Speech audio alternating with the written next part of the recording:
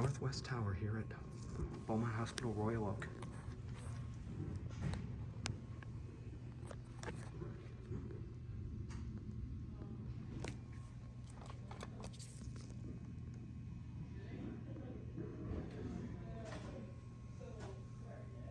Might be locked off.